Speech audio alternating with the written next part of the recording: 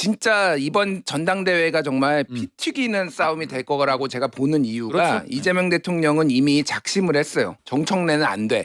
정청래 체제로 정말 총선을 민주당이 이길 수 있을까라는 의구심이 이번에 확 들었고 그게 결국은 정권 재창출과 본인의 안위하고도 이어지는 거예요. 쉽게 얘기를 하면은 지금 사법 리스크가 있는 이 대통령이 어떻게 될지 모른다 그러면은 정청래는 안 돼라고 명시적으로 앞으로 이제 전당대회에 개입을 하겠다라는 거고 제가 좀 얘기를 들어보니까 선거를 못 나오게 하는 게 가장 큰 목표다 지금 정청래가 아예 전당대회? 전당대회를. 그렇지. 근데 정청래 대표가 그럴 분은 아닌 것 같고 그래서 지금 피 튀기게 됐다 지금 그렇게 보시면 돼요. 정청래 대표가 당사에서 그냥 조용히 있는 게 아니고 네. 전북 가서 네. 이원택 네. 저 당선자 만나고 그렇죠. 대놓고 지금 김민석 총리한테 어떻게 도발한 거나 다름없어요.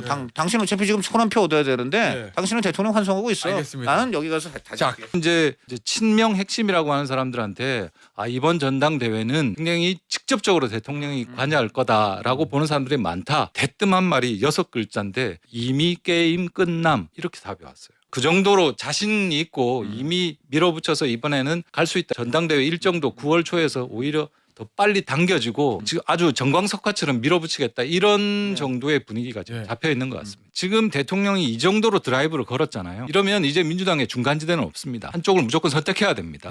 이제 정청래 대표가 연임에 도전해서 승부를 걸려면 반명으로 이재명한테 각을 세워야만 승산이 있습니다. 최고위 추가반을 해서 정청래 대표 노사모였다라는 그 얘기를 이야기를 환기시킨 거 하셨는데 보면서, 네. 저도 노사모였어요. 그럼 이야기 왜 꺼냈겠어요? 노무현 정몽준과의 단일화 이야기 꺼내시려고 하는 거 아니에요, 그죠? 근데 이걸 지금 지방선거에서 완전히 승리하지 못한 것과 선거 패배의 책임을 전가하는 걸로 대체할 수 없는 거예요. 26년 전의 정치적 역사를 가지고 비판하는 것과 지금의 이재명 정부의 성공을 위해서 싸우는 것에서의 비판점은 달라야 되는 거예요. 그렇습니다.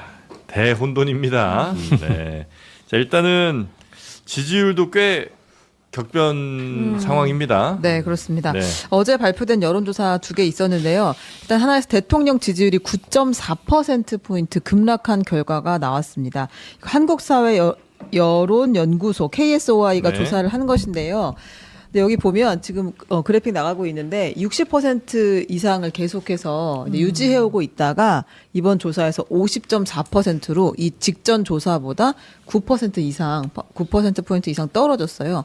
그 대통령 국정 운영에 대한 긍정평가가 50.4%였고 부정평가는 대폭 올라서 45.7% 이렇게 나왔습니다. 네. 네, 그래서 이재명 대통령이 지금 해외 순방 중이잖아요. 그런데 이제 본인의 소셜미디어 X에다가 국민 여러분 죄송합니다. 냉정한 국민의 평가를 겸허하게 받아들이겠습니다. 더 낮은 자세로 겸손하게 더 넓게 벌리고 더 많이 포용하며 열심히 하겠습니다라고 올렸어요. 네. 일단은 이제 그 지지율 하락을 차단하겠다는 대통령의 움직임이 있었는데 이뿐 아니라 정당 지지도도 완전히 붙어버렸습니다. 네. 그 같은 그래프 또 주시면 KSOI에서 한 조사를 보면 민주당 지지가 38.6, 국민의힘 지지가 38.1이에요. 이러면 이제 오차범위 내에 있는 것이니까 뭐 누가 우위에 있다고 하기는 어렵고 진짜 딱 붙었다. 추세를 보면 그 민주당 지지도가 다 40% 이상이었고 50%가 넘을 때도 있었습니다. 그랬는데 지금 보면 이제 두 정당이 붙어버린 상황이 됐고 그리고 네. 어제 뒤집힌 숫자가 서로 바뀐 조사도 나왔어요. 조원 씨의 나이가 스트레이트 뉴스 의뢰로 조사를 한 것인데 여기서는 민주당이 40.4, 국민의힘 41.6 이렇게 나왔습니다. 네. 요 지지율, 그러니까 특히 이제 이재명 대통령 국정운영 평가에 대해서도 그러니까 이번 지선 진 거 자체가 그냥 이렇게 평가에 반영됐다는 분들도 계시고 또 당이 대통령의 국정운영 평가에 대해서도 좀 많이 마이너스로 작용한 거 아니냐 이런 분석도 있는가 하면 또 이재명 대통령 자체가 잘못했다는 분들도 아마 서로 또 민주당 내에서도 의견들이 많이 다르신 것 같더라고요. 이동학 최고는 어떻게 보십니까? 뭐 선거 과정에서 뭐 이렇게 노출됐던 네. 여러 이견들, 그러니까 싸움이 내부적으로도 진행됐잖아요. 특히 평택 같은 경우는 언론에서 집중을 상당히 많이 하게 되면서 분열적 요소가 됐고 그것도 아마 전국적으로 여러 가지 측면에서의 영향을 미쳤을 것 같다는 생각을 하고요. 그리고 이 선관위 문제. 요것도 저는 일정 부분 반영됐다고 봅니다. 6월 2주째니까 총체적으로 대통령께서 이걸 지시하고 이래 잘못해라라고 해서 벌어진 건 아니지만 국정의 총책임자라고 하는 측면에서의 평가도 조금 일정 부분 있지 않을까? 그리고 또 이건 외부적 요인이긴 하지만 중동 전쟁 이게 계속 장기화되면서 뭔가 정상화 될 것 같고 뭐 민생도 좀 뭐 이렇게 살아날 것 같고 뭐 이제 네. 그런 심리적 측면들이 있었는데 그게 계속 장기화되다 보니까 실제로 그런 부분들에 대한 불만도 좀 들어가 있는 것이 아니냐. 그 분열이 되면서 이제 지지율 떨어졌다는 얘기도 많이 하던데 그 분열조차도 어느 쪽에서는 뉴 이재명들이 이거 저 당 분열시켰다는 분들도 계시고 네. 또 반대쪽에서는 친문 내지는 뭐 조국 뭐 김어준 이런 사람들이 오히려 분열시켰다고 보시는 분들도 있는 것 같아요. 네, 그게 이제 전당대회로 연결이 네. 되니까 3차전이 되는 것 같아요. 네. 1차전은 지난 2월 달에 합당 논란이 세게 있었고 네. 그때 그래서 일단락 됐었는데 요번에 평택에서 2차전이 붙게 됐고 이제 3차전으로 옮겨가는 양상인데 전쟁은 조금 더 커질 것 같습니다. 네. 분열의 책임은 누구에게 더 있습니까? 우리 모두에게 있죠.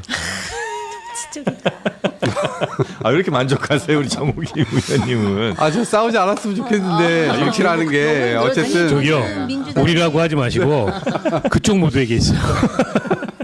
민주당의 이동학 최고 같은 젊은 정치인이 저는 많았으면 좋겠다라고. 네. 왜냐하면은 그 고뇌하는 양심의 모습이 보이잖아요. 고뇌하는 양심의 모습. 네, 알겠습니다. 혹시 밖에서 보실 때 어떻습니까? 아니, 돌이켜보면 네. 최근 몇 주간 여당에게 혹은 대통령에게 좋을 이슈가 별로 없었어요. 이제 코스피 8,000 돌파한 거 하나 정도. 근데 이제 코스피는 지속적 상승세였기 때문에 네. 그게 가져오는 긍정적 효과가 그렇게 크지 않았던 반면에 조작기소특검법 논란이 굉장히 거셌고 이게 선거에서 큰 이슈가 됐고 어떤 반전의 계기 같은 게 됐잖아요. 네. 그리고 그만큼 크진 않지만 스타벅스 논란도 좀 과유불급 측면이 있었어요. 그런데다가 말씀하셨듯이 여권의 내부 분열 네. 문제가 있었고 그건 이제 공천 후유증하고 연결된 문제잖아요. 그래서 이겼는데 뭔가 개운치 않은 게 네. 그 결과로 보면 이겼는데 그리고 꼭 이겨야 될 때서 짐으로 인해서 어떻게 보면은 지금 선거 뒤에 야당도 야당이지만 여당 내부가 속은 더 시끄러운 그런 상황인 것 같고 그게 지지율에 좀 반영이 되고 있다고 생각해요. 근데 네. 이게 일시적인 선거 이후의 충격 후폭풍이냐 아니면 하나의 추세가 될 거냐. 그러니까 대통령도 위기의식을 느꼈기 때문에 바로 이제 그 입장 표명을 하고 더 이상의 지지율 하락을 막겠다. 여기서 지지율 하락되면 국정 주도력을 발휘하기가 어려워요. 네. 그렇게 보이고 근데 이제 복병은 시한폭탄은 전당대회죠. 그 앞두고서 지금 2차 핵분열의 조짐이 있잖아요. 네. 근데 그게 전면화되면 어떻게 보면은 지금 어려울 거예요, 굉장히. 근데 이제 뭐 예를 들면 서로에게 책임을 떠넘기는 이쪽에서는 다 이제 대통령의 성공을 위해서 내가 이제 이재명 대통령을 진심으로 위하는 사람이고 상대는 그러니까 예를 들면 뭐 뉴 이재명도 저거 대통령 이용하는 명파리들이다라고 얘기하고 또 이쪽에서도 저 친문들이 전혀 속은 그렇지 않으면서 겉으로만 이재명 대통령 위하는 척한다 이렇게 불신의 벽이 굉장히 좀 높은 것 같아요. 근데 결국은 문제는 이재명 대통령 자신 아닐까 이렇게 되돌아봐야 될 것 네. 같아요.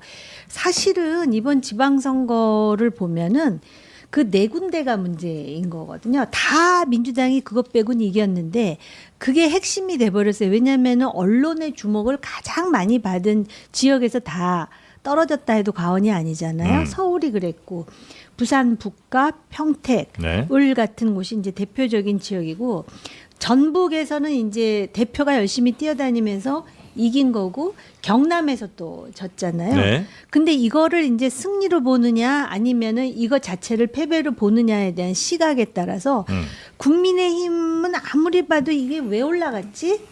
지지율이. 생각해 보니까 전혀 안 될 것 같았는데 4명이 붙음으로써 지지도가 이제 붙어버린 상황 아니겠습니까? 네. 그러다 보니까 이제 민주당에서 그 8월 전당대회를 계기로 해갖고 대통령이 지금 엔진을 세게 밟은 거죠.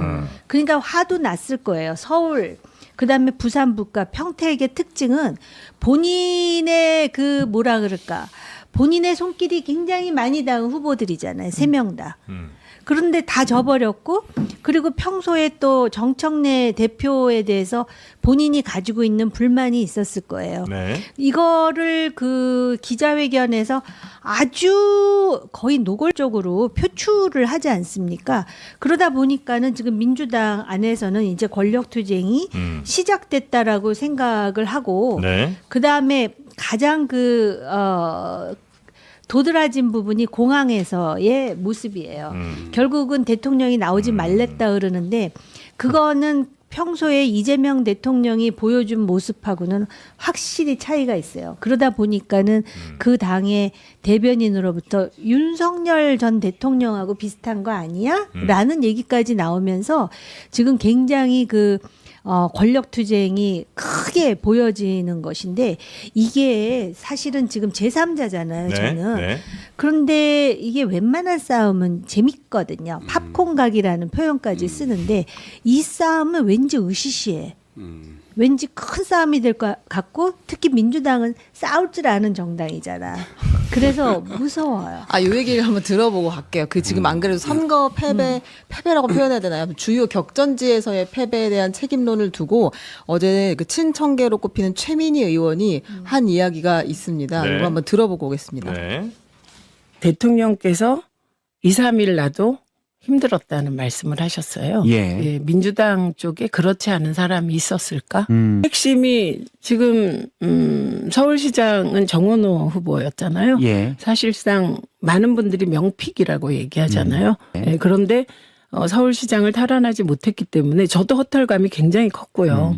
그리고 성남, 거기도 되게 아팠습니다. 그런데 저보다 조금 더 아프셨을 것 같아요. 정원호 후보 픽한 게 대통령 아니냐? 그렇습니다. 그 얘기죠? 그 얘기를 했고요. 이제 관련해서 지금 책임론들이 계속 오가고 있는데 어제 그 정청래 대표도 이제 최고위원 회의에서 이야기를 했어요. 그 대통령 순방 환송길에 못 갔잖아요. 그 이후에 이제 전북에를 다녀왔고 그리고 본인의 입장을 이야기를 했는데요. 일단 그 대통령의 6.3 지방선거 평가와 인식에 대해 공감한다라고 하면서 말미에 사실 이 최고위원회의에서 친청계 의원이랑 친명계 의원이 서로 엄청 지적하면서 막 언성을 높였는데 말미에 정청래 대표가 이렇게 이야기를 합니다. 이것도 한번 들어보겠습니다. 네. 국민을 이기는 정권은 없습니다. 국민은 영원하고 정권은 짧습니다. 요게 이제 굉장히 큰 논란이 된 발언이긴 한데 일단 뭐 최민희 의원 관련해서는 그러니까 픽이 잘못된 거냐 아니면 어떻게든 이제 픽이 됐잖아요. 그래서 뭐 당원들에 의해서 뭐 최종 후보로 됐다면 그 다음부터는 당이 정말 최선을 다해서 열심히 도와서 아주 중요한 또 지역이기 때문에 당이 최선을 다했어야 되는 거 아니냐? 아니면 아니 픽 자체가 잘못됐기 때문에 뭐 선거 뭐 운동이고 뭐 큰 도움이 안 된다 이제 이런 두 가지 시각이 좀 있는 것 같은데 일단 요 최민희 의원 거는 발언은 어떻게 보십니까? 글쎄요, 픽은 제가 볼 때 박주민 의원에게도 했었고 박홍근 의원에게도 했어요. 그리고 근데 이제 그거를 잘 못 알아봤던 거죠. 왜냐면 중간에 박주민 의원 것도 뭐 이렇게 그 보건복지에 뭐 관련해서 그런 것들을 했단 말이에요. 근데 약간 처음에 시대적 조류가 그냥 정원호 약간 민주당 정치인스럽지가 않고 그런 측면에서 뭐 구청장을 하면서 나름대로 쌓아온 성과도 있고 서사도 있고 하니까 그런 점에서 이제 집중과 주목을 좀 받았던 것 같고 초반에 지지율 굉장히 높았고요. 네, 그런 것들을 이제 중간에도 이런 말들이 있었거든요. 이거 만약에 후보 스스로가 못 받아 먹으면 이거는 뭐 중간에 그냥 끝나는 거다. 그리고 다른 후보로 넘어가는 거다. 이제 그런 이야기들도 있었는데 어쨌거나 경선 과정까지는 정원호 후보가 좀 잘 해왔던 것 같아요. 그런 측면에서 유지가 좀 있었던 것 같고. 그래서 그거를 꼭 대통령의 픽이니까 뭐 대통령이 책임이다. 끝까지 뭐 다 책임져야 된다. 뭐 그런 것까지는 아니죠. 어쨌든 총체적으로는 당도 함께 책임지는 것이고.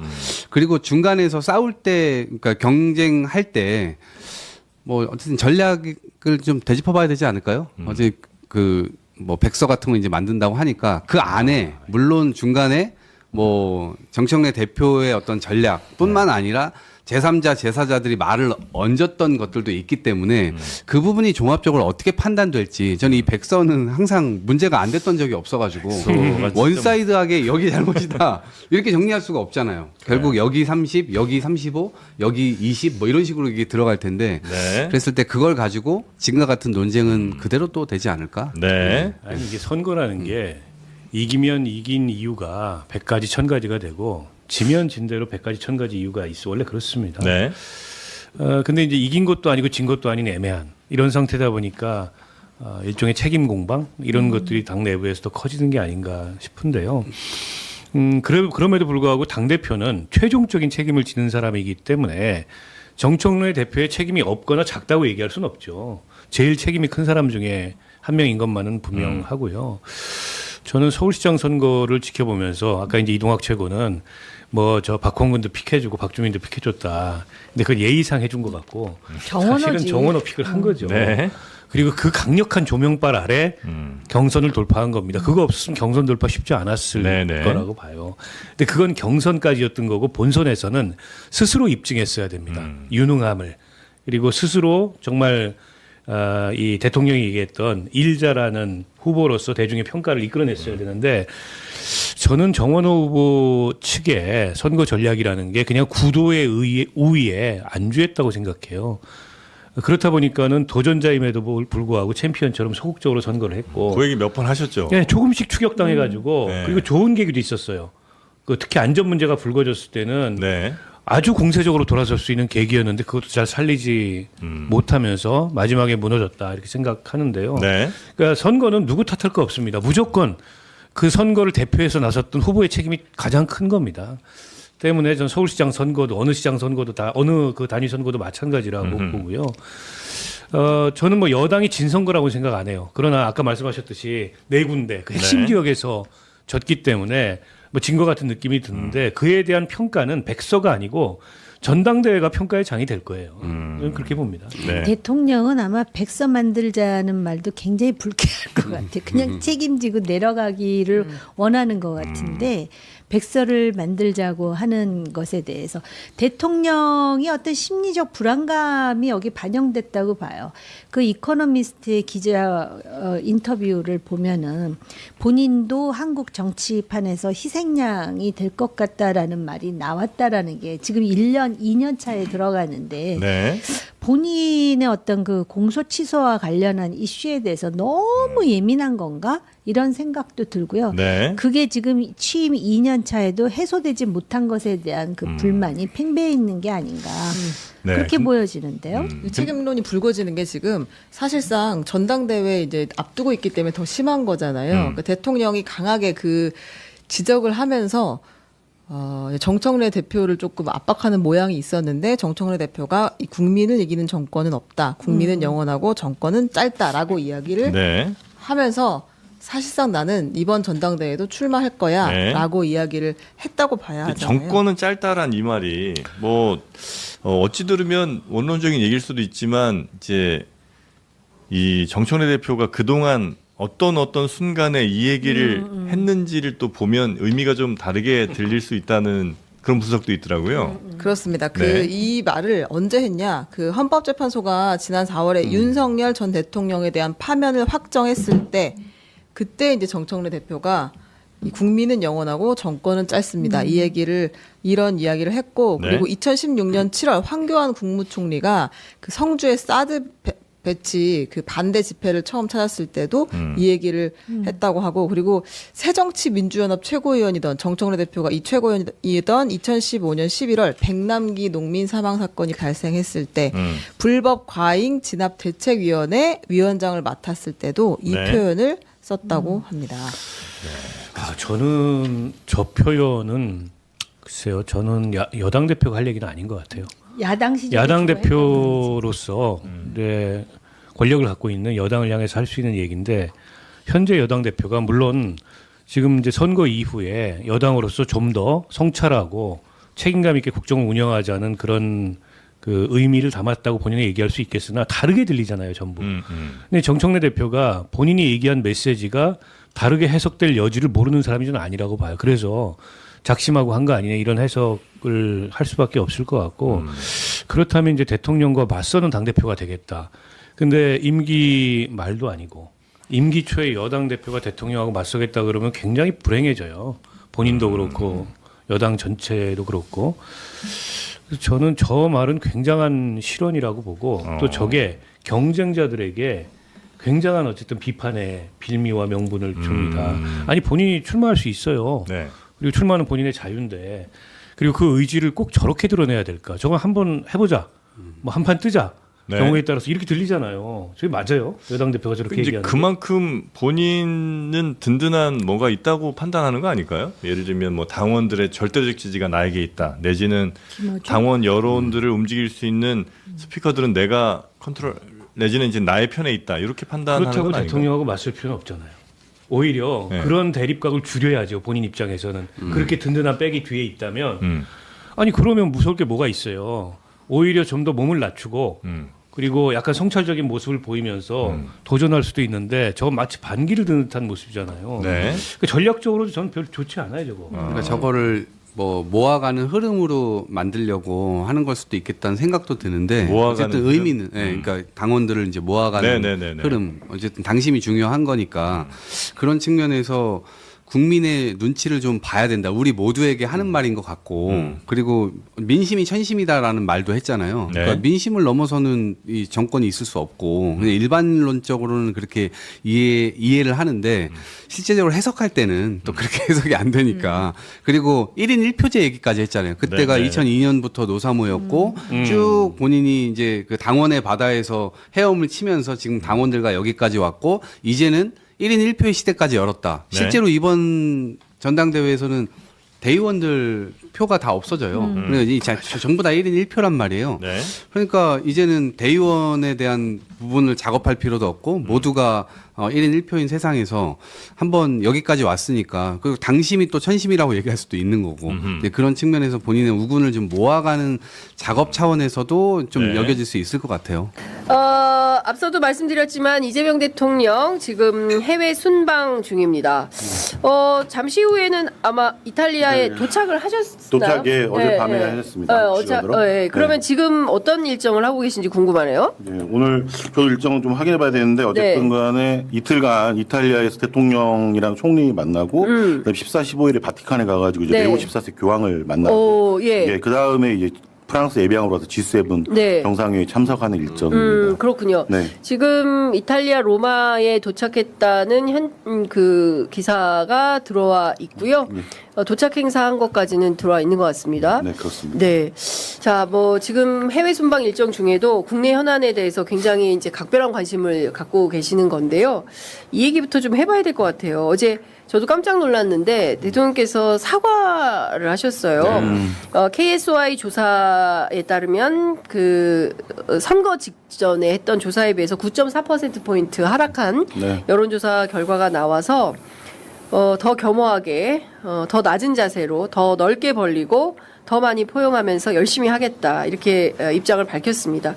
두 분 기자님들은 이 여론조사 결과 어떻게 보십니까? 그리고 대통령 X 내용 어떻게 읽으셨어요? 일단 9%포인트 하락은 굉장히 큰 거죠. 그죠. 왜냐하면 그리고 지방선거를 어쨌든 당대표가 첫 일성이 어쨌든 대통령 덕분에 전반적으로 승리한 곳이다. 그리고 서울시장이 조금 아쉽다. 이렇게만 이제 얘기를 했었는데 이 표명 이후에 이재명 대통령이 기자회견에서 이겨야 할 곳을 이기지 못하면 이게 성공이라고 할 수는 없다. 약간 좀 상반된 입장을 내놨거든요. 그렇죠. 근데 결과적으로 지금 지지율은 상반된 입장 쪽으로 나온 거예요. 예, 이재명 대통령이 스스로 인정한 부분. 네. 그리고 원인을 잘 봐야 되는데 여러 개가 좀 겹치긴 했더라고요. 겹치긴 했는데 이 표에서 보면 지금 전반적인 분위기는 9.4% 하락한 게 중도층의 하락만이 아니라 지금 민주당 내전이 지금 일어났어요. 그러니까. 사실 그 여파가 제일 큽니다. 네. 그래서 그 여론조사 전문가들한테 물어보니까 그 얘기도 하더라고요. 이렇게 패배한 이후에 일단은 민주진보 진영 사람들이 여론조사에 응하는 확률이 낮대요. 맞아요. 별로 전화를 받고 싶지 않아요 요새. 그런 부분도 있고 안타까운 상황이니까. 네. 그러다 보니까 당연히 응답률 면에서도 열성 지지층이 좀 떨어져 나가고 그런 비판적인 사람들이 전화를 받게 돼 있거든요. 네, 그래서 이제 그게 겹쳐서 9.4%인데 아마 9.4까지는 아니고 어느 정도는 반등할 거라 생각을 해요. 이게 쭉 가진 않고 이거는 이제 일시적인 현상이다. 지금, 지선 어떻게 보면 그 민주당이 지금 지선 결과를 놓고 그 결과 성적표에 대한 민주당 지지자들이 보는 어떤 시각이에요. 그러니까 이건 어느 정도 반등을 할 겁니다. 9.4까지 내려가지는 않고. 예, 더 떨어지진 않는다. 네. 여기에서 이제 올라간다. 이제 이런 말씀 주셨어요. 또 해외 순방 다녀오시면 네. 또 굉장히 많은 성과가 있기 때문에 이제 올라갈 거다. 저도 이제 그렇게 기대를 하는데 우리 김 기자님은 어떻게 보셨습니까? 일단은 그 대통령의 그 항상 지지율이 떨어질 때 메시지를 내는 전통적인 방식은 청와대 참모를 이용해서 일희일비하지 않겠다 정도로 하고 맞아요. 넘어갔죠. 근데 맞아요. 숫자에 흔들리지 않는다. 그렇지만 네. 대통령이 직접 낮은 자세와 겸손을 이야기하고 통합 포용을 이야기하는 것은 상당히 좀 파격적인 거고 저번 기자회견 때도 본인의 어떤 자성, 반성 이야기를 했던 그 맥락을 그대로 보여주는 거다. 네. 일단 이 부분이 좀 상당히 전 눈에 들어왔었고 이정주 기자님의 분석에는 대체로 동의를 합니다. 이게 네. 아마 일시적으로 좀 떨어진 걸로 좀 보고 그다음에 다만 이제 이번에 좀 제가 이제 KSOA의 어제 자료를 좀 뜯어 봤는데 네. 지금 샘플이 이게 진본지 중도인지 보수인지 좀 이게 좀 정확히 나오진 않고 어쨌든 간에 잡힌 거 보니까 민주당이랑 국민의힘 비슷하더라고요. 동수다. 네. 이 말은 그리고 이제 서울, 경기, 인천이랑 그다음에 부울경 쪽에서 좀 샘플이 많았었거든요. 아무래도 이제 대체로 언론에서 봤을 때는 보수 중도층이나 부울경 중심으로 좀 긍정평가가 하락했을 거다. 네. 일시적으로 좀 하락했을 거라고 보고 거기에 좀 대체로 동의를 하고 지지율은 당연히 오를 겁니다. 근데 이런 부분을 봐야 되는데 항상 선거가 있고 나서 좀 급변하는 게 있었던 게 문재인 대통령 때도 한 70% 정도 찍었었는데 6.13 지방선거 하고 나서 쭉 9월까지 하락을 했다가 네. 9.19 군사합의를 하면서 다시 반등을 했었거든요.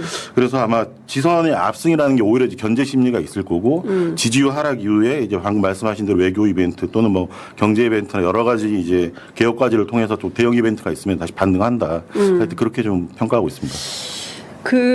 저는 지금 후폭풍이 엄청나게 좀 심각한 것 같다라는 생각이 좀 들어요. 그래서 몇 가지 조금 더 말씀을 좀 들어봐야 될 것 같은데 일단 이 조사에서 정당 지지도가 또 딱 붙어 있어요. 더불어민주당하고 그렇죠. 국민의힘하고 38.6대 38.1.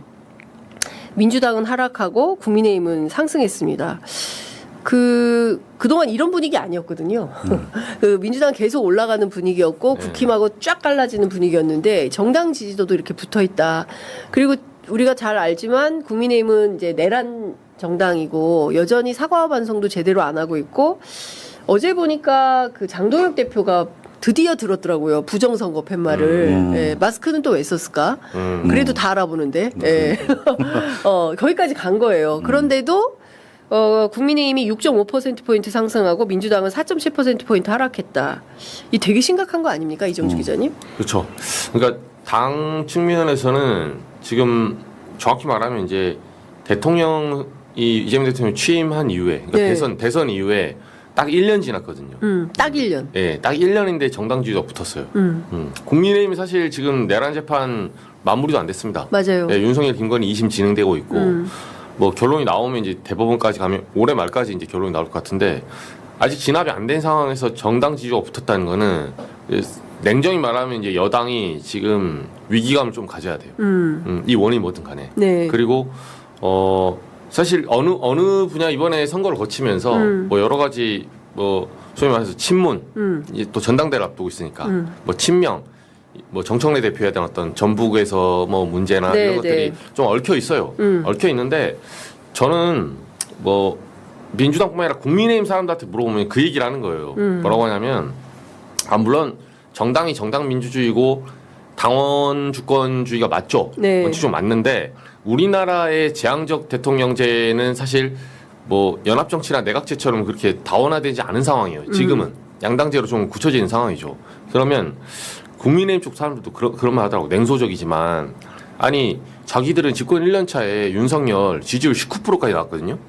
그 무슨 박순애 교육부 장관 맞아요. 예. 그 뭐 만 5세 뭐 미취아가 네, 그거 한다고 예, 유보 통합하고 뭐 어쩌고저쩌고 한다고 그 난리 나고 당시에 인사청문회 거치면서 뭐 복지부 정호용 뭐 당시 후보자 뭐 아들 문제나 이게 겹치는 거랑 19를 찍은 적이 있어요. 네, 맞아요. 집권 1년 차에. 근데 집권 1년 차에 19를 찍었는데 김기현을 찍어서 당대표를 시켰습니다. 그 잘했다는 게 아니라. 그러니까 대통령제 국가에서는 국민의힘 사람들 하는 말은 19%엔 우리도 엎드렸다. 쫌쫌따리 19%짜리한테. 근데 민주당 참 대단하다. 지지율 60% 대통령도 당이 흔드는 거예요. 당이 흔든다. 당이 흔드는 것처럼 보이죠. 국민의힘 사람들 보니까 아 당이 흔들고 있네 지금. 국민의힘 사람들이 그렇게 해석을 한다는 거죠. 네, 조소를 해요. 야 그러면서 이제 풍자로 저한테 얘기하거든요. 자 민주당 대단하다 이 기자. 우리도 저런 정치 한번 해야 되는데 우리는 왜 이렇게 순종적일까? 우리는 19%짜리가 뿅망치 때리면 왜 엎드렸을까? 우리는 갈아엎었어야지. 우리야말로 윤석열 탄핵시켜야 되는 거 아니야? 근데 너무 순종적이었다는 거예요. 그게 그 역설적으로 그러니까 그 말은 뭐냐면 그렇게 역설적으로 풍자한 이유가 대통령제 현재 우리나라의 시스템에서는 집권 1년 차잖아요. 그러면 이게 좀 비등비등할 때는 대통령의 의견을 좀 들어주는 쪽으로 한 번쯤은 먼저 우선순위를 줘도 상관이 없습니다. 왜냐면 1년 차기 때문에 2, 3년 차 가면 그럴 수 있어요. 뭐 차기 주자가 있고 또는 명백하게 뭐 대통령이 잘못된 길로 가고 있다. 누가 봐도. 뭐 예를 들면 예전에 뭐 MB가 했던 소고기 수입이라는 네. 36개월 연령 지나서 다른 나라는 다 24개월인데 우리나라만 그렇게 하고 있어. 국민의 건강 안전권을 뭐 침해하고 있어요. 네. 뭐 그런 문제나 내지는 뭐 윤석열처럼 불법 계엄이나 네. 이럴 때는 여당이 탄핵할 수 있죠. 그러니까 반기를 들 수 있죠. 근데 지금 그런 문제가 있는 건 아니거든요. 네. 그리고 상법 개정 잘해서 코스피도 올려놓고 그러면 초반 1년 정도는 여당이 조율하되 조금 주장이 네켓넥으로 붙었을 때도 한 번쯤은 우선순위를 대통령에게 줘도 되지 않을까 하는 이런 의문이 있는 거죠. 네. 근데 지금 집권 1년 차에 잘 보면 아니라고 하지만 건 바이 건으로 많이 부딪혔거든요. 네. 그러니까 이 부분을 당원 주권도 중요하지만 전체적으로 집권 여당, 그러니까 정부와 여당이 같이 갈 수 있는 길을 좀 고민을 해야 됩니다. 예.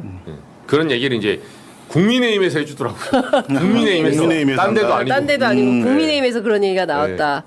참 네, 씁쓸하네요. 민주당 참 씁쓸하네요. 그죠? 이게 이종주 기자님의 말에 좀 하나 덧붙이면은 지난해에도 내란 전담 재판부 문제 가지고 김병기 원내대표랑 정청래 대표랑 이제 부딪히면서 네. 이게 대통령 하필이면 순방 기간에 벌어졌죠. 근데 당시에는 대통령 순방 기간에 그러지 말아라 그래서 알아서 자정 능력이 됐었다. 그런데 지금 유럽 첫 순방 아닙니까 대통령이. 네, 그리고 네. G7과 어떤 교황과의 만남 등등의 지금 굉장한 이벤트가 있고 반등을 할 수 있는 상황인데 여당이 이 뉴스를 지금 잠식하고 있거든요. 네. 이미 대통령 환송할 때부터 잠식을 한 겁니다. 근데 여기에 대한 자성의 목소리 사실 민주당 내부에서는 안 들리고 오히려 지금 국민의힘에서 그런 말을 했다는 게 약간 조소를 섞어서 정말 근데 이건 좀 여권에서 좀 정확하게 좀 판단을 해야 된다. 지금 본인들은 친명이라고 다 말하고 있고 모두가 친명 맞죠. 근데 실제로 하는 행동이 진실되느냐? 그건 또 아니거든요. 분명히 자기 정치를 하고 있는 거고 이걸 조율을 할 필요가 있다. 네. 네. 그렇죠. 지금 이제 말씀 주신 대로 이제 4년 차가 아니라 1년 차기 때문에 네.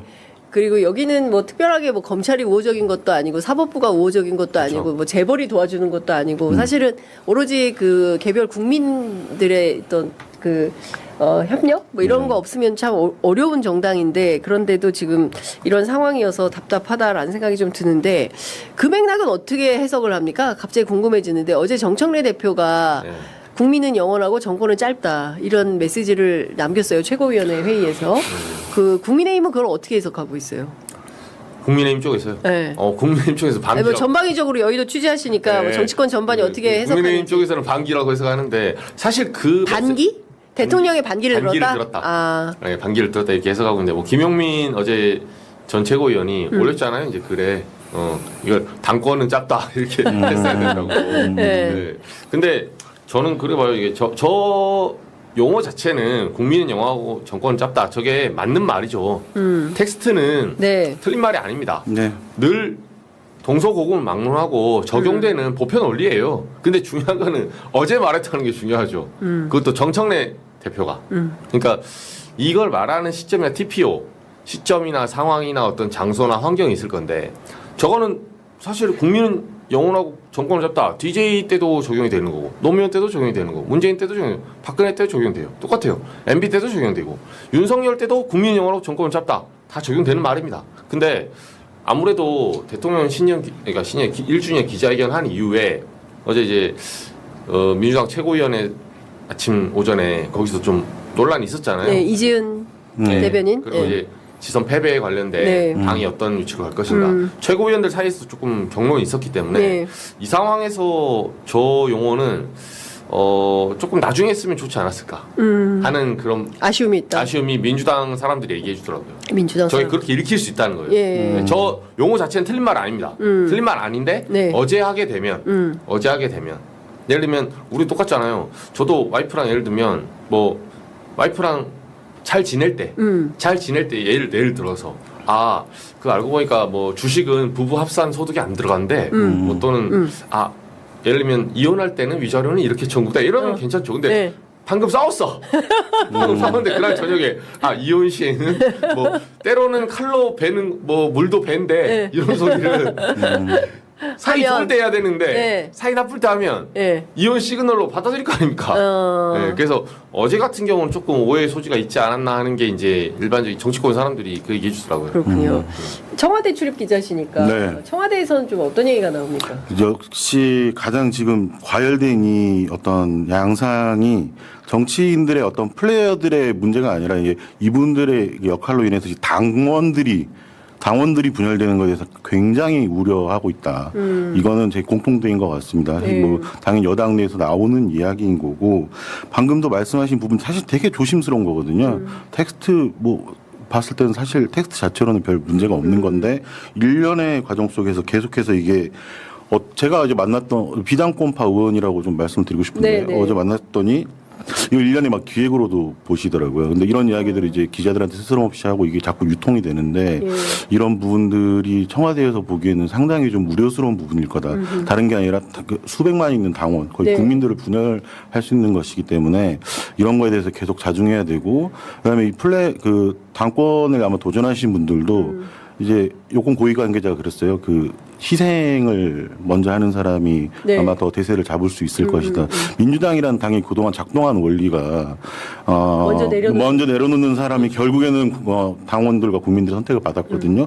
아주 짧게는 홍익표 정무수석 같은 경우에는 저번 서초에 나가시고 나서 물론 정치 일면에 잠깐 있었지만 다시 또 청와대 정무수석으로 왔던 거기에 대해서 아마 당원들 아무도 말 못할 거란 말이죠. 이게 간단하게 이런 논리인데 지금 이광재 전 지사 같은 경우에도 여론조사 1등이었는데 내려놓고 그런 부분이 하남에서 국회의원 당선. 네, 근데 지금 당권 경쟁 양상에서 좀 그런 게 보이지 않고 있어서 그런 부분들을 바로잡지 않으면은 이게 상당히 심각한 분열로 가고 여권의 분열은 대통령의 국정 동력을 떨어뜨리는 게 될 거다. 이게 지금 가장 큰 우려 상황이고 청와대에서도 아마 그 부분을 좀 경계하고 있을 겁니다. 그렇죠. 사실은 이제 그 1년 차밖에 안 됐기 때문에 아직 해야 될 갈 길이 먼데 그렇죠. 갈 길이 굉장히 멀고 가뜩이나 내란까지 벌어진 상황이기 때문에 내란 청산도 해야 되고 또 특별히 한 말씀만 덧붙이면은 이제 청와대에서는 지금 선거가 없는 국면이 지금 드디어 왔죠. 이제 올 하반기부터 사실상 내년 여름까지 한 1년 정도요. 사실은 내년 여름부터 사실상 내후년 총선 국면이 가기 때문에 1년간 해야 될 건 결국에는 개혁 과제들인 거거든요. 그럼 그 개혁 과제는 결국 입법이 뒷받침되지 않으면 안 되는 거고 그 여권이 힘을 가지고 밀어붙여야 대통령 국정 과제가 완성이 되는 건데 이런 부분들도 지금 상황에서 상당히 우려가 되고 이게 만약에 개혁 과제가 비틀어지면은 총선에도 영향을 준다. 그렇죠. 이게 다 연결되는 거기 때문에 지금 이 국면이 아주 좀 중요한 국면을 지나고 있다.